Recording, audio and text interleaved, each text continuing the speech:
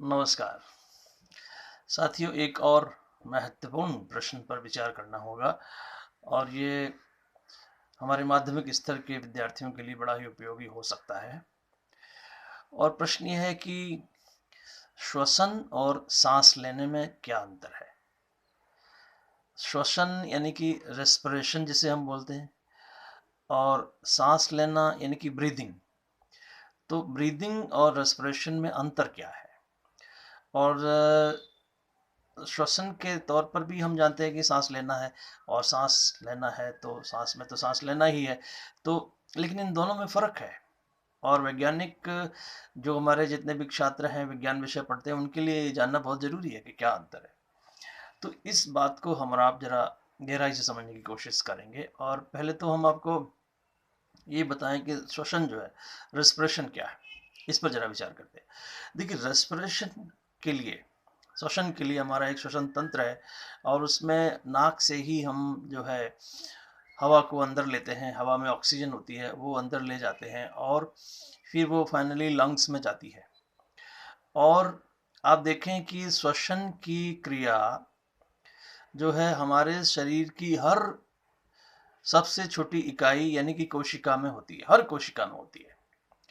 और श्वसन के जरिए, श्वसन के माध्यम से हम जो खाना खाते हैं, वो खाना जो अल्टीमेट जो उसका प्रोडक्ट ग्लूकोज है, और ग्लूकोज को बर्न करके जो एनर्जी हमको मिलती है, वो जो प्रोसेस है वो श्वसन है। यानी कि खाना खाने का जो एंड प्रोडक्ट है ग्लूकोज, और ग्लूकोज से एनर्जी बनने की जो प्रक्रिया है जिससे हम तमाम अपने कार्य संपादित करते हैं, वो श्वसन है। और इस श्वसन में आप देखें कि ऑक्सीजन का बहुत बड़ा रोल है, और जो हमारा ग्लूकोज है प्लस ऑक्सीजन और रिएक्शन होगा तो कार्बन डाइऑक्साइड बनेगी, पानी बनेगा और एनर्जी रिलीज होगी।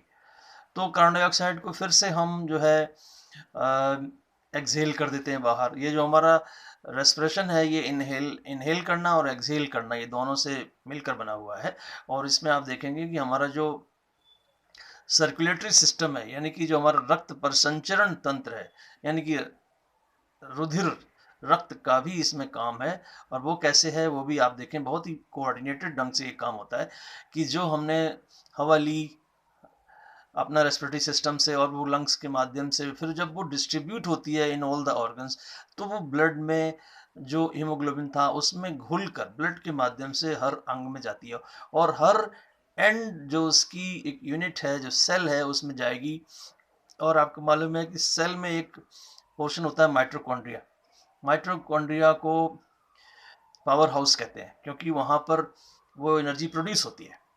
और आप वो समझें कि रेस्पिरेशन की जो श्वसन की क्रिया है वो माइटोकॉन्ड्रिया में जाके हर सेल में हो रही है, और ग्लूकोज को बर्न करना और एनर्जी प्रोड्यूस करना इज रेस्पिरेशन, ये श्वसन है। और जो बाई प्रोडक्ट है कार्बन डाइऑक्साइड, उसको एक्सहेल करना भी। तो इनहेलिंग ऑफ ऑक्सीजन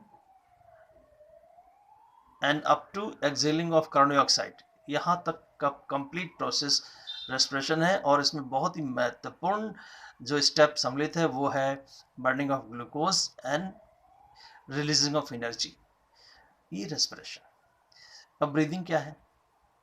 अब ब्रीदिंग में देखें आप, सांस लेना, सांस लेने में आप देखें क्या है कि सांस लेने में हम ऑक्सीजन लेते हैं, और आप एक स्वस्थ मनुष्य लगभग 6 लीटर ऑक्सीजन एक साथ अपने अंदर ले सकता है, सांस जब वो लेता है। तो आप देखिएगा कि एक हमारे लंग्स के नीचे और हार्ट के भी नीचे एक डायाफ्राम नाम का एक ऑर्गन है। वो डायाफ्राम का क्या रोल है वो भी आप जरा देखिएगा, ब्रीदिंग में उसका बहुत अच्छा रोल है। वो डायाफ्राम ऐसे होता है यूँ, और वो ऐसे लोअर्ड माने नीचे की तरफ ऐसे जाएगा। जब हम इनहेल कर रहे होंगे, वो नीचे जाएगा, और उसके नीचे जाने से जो हमारे फेफड़े हैं वो फूल जाते हैं, बड़े हो जाते हैं, स्पेशियस हो जाते हैं, और उसमें ऑक्सीजन या हवा जिसे कहते हैं वो भर जाती है ना। और जब फिर से जब हम एक्सहेल करेंगे, तो जब वायु बाहर निकलेगी तो फेफड़े फिर से हमारे सिकुड़ जाएंगे, और फिर से फिर वो हमारा जो वो जो हमारा डायफ्राम है वो इस स्थिति में आ जाएगा। तो वो लोअर होता है, नीचे जाता है, तो आप देखेंगे कि हवा अंदर आती है, फेफड़े बड़े हो जाते हैं, और जब वो डायफ्राम फिर से अपनी ओरिजिनल पोजीशन में आ जाता है, ऐसे हो जाता है, तो फिर फेफड़े फिर से सिकुड़ जाते हैं और आप देखेंगे कि हवा हमारी बाहर चली जाती है। तो ये है ब्रीदिंग।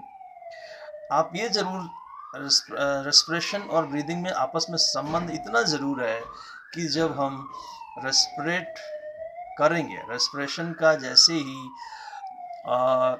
रेट बढ़ेगा, माने कि जब हम ज़्यादा ग्लूकोज बर्न करेंगे, उस बर्निंग की रेट जब बढ़ेगी तो ब्रीदिंग भी बढ़ जाती है। तो इस ढंग से वो दोनों आपस में जुड़े हुए हैं। अदरवाइज दोनों ही प्रक्रियाओं में व्यापक अंतर है। धन्यवाद। यदि आपको ये सूचना पसंद आ रही है तो कृपा करके आप इस वीडियो को लाइक करें, शेयर करें और सब्सक्राइब भी करें, और अपना ध्यान रखें, घर पर ही रहें।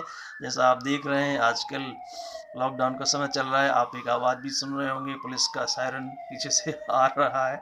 जी हाँ, इसका भी ध्यान रखिए, घर में ही रहिए, सुरक्षित रहिए। धन्यवाद।